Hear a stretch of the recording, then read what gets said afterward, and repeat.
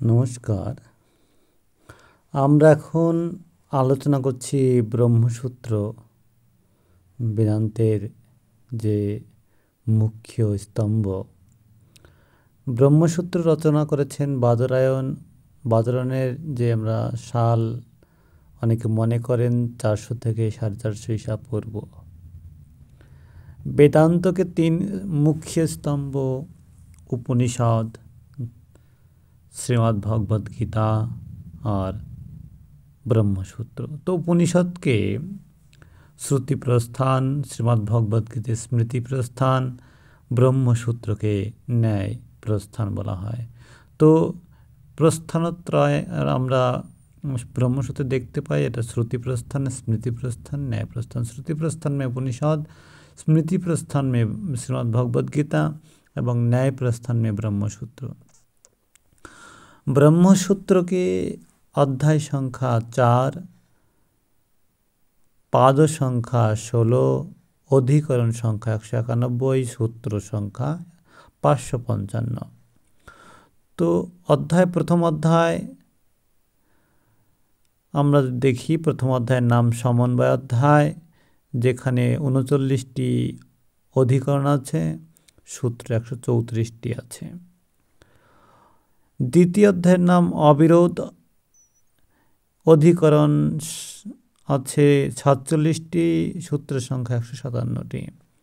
তৃতীয় অধ্যায়ের নাম সাধন, সাধনের অধিকরণ সংখ্যা 67, সূত্র সংখ্যা 186। চতুর্থ অধ্যায়ের নাম ফল এবং অধিকরণ সংখ্যা 38, সূত্র সংখ্যা 78। তো ব্রহ্মসূত্রের উপরে আমরা কিছু টিকা দেখতে পাই, যেমন শ্রী নিম্বার্ক ভাষ্য। টিকাকার হলেন বা লেখক হলেন শ্রী নিম্বার্ক। ব্রহ্মসূত্র সাংকর ভাষ্য, যার রচয়িতা হলেন শঙ্করাচার্য। শ্রীভাষ্য, যার রচয়িতা হলেন রামানুজাচার্য। এবং আরও অনেক ভাষ্যকারের নাম আমরা দেখতে পাই, যেমন বাচস্পতি মিশ্র, পদ্মপাদ এবং শ্রী জয়তীর্থ, শ্রী ব্যাসতীর্থ। বাদরায়ণস্য পূর্ব ঋষি, বাদরায়ণের যে পূর্ববর্তী ঋষিদের নাম আমরা দেখতে পাই: আত্রেয়, আশ্মরভ্য, ঔঢুলমি, কার্ষ্ণায়িনী, কানকৃষ্ণ, জৈমিনী, বাদুরী, পরাশর। শঙ্করাচার্যের যে গুরুদেব ছিলেন তার নাম হলো গৌড়পাদ, অজ্ঞাতবাদ।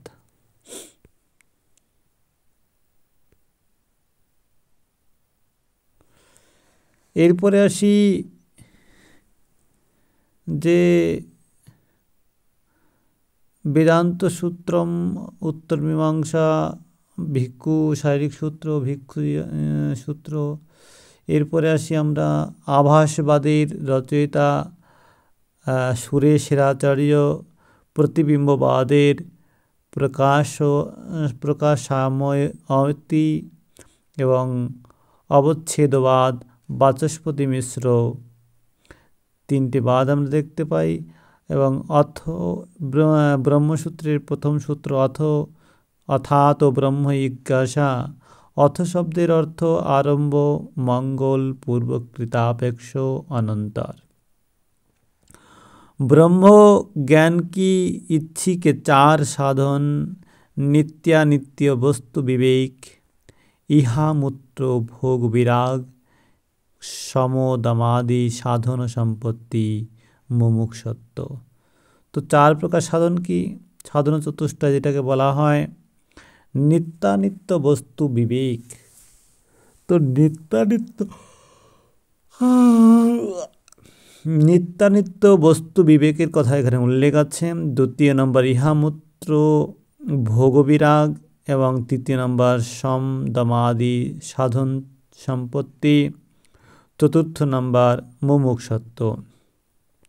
ব্রহ্মসূত্রের দ্বিতীয় সূত্র হলো জন্মাদ্যস্য ইয়তঃ তৃতীয় সূত্রের নাম শাস্ত্র ইয়নিত্বাৎ, চতুর্থ সূত্রের নাম তত্ত্ব সমন্বয়াৎ। এটা গেল আমাদের ব্রহ্মসূত্রের আলোচনা।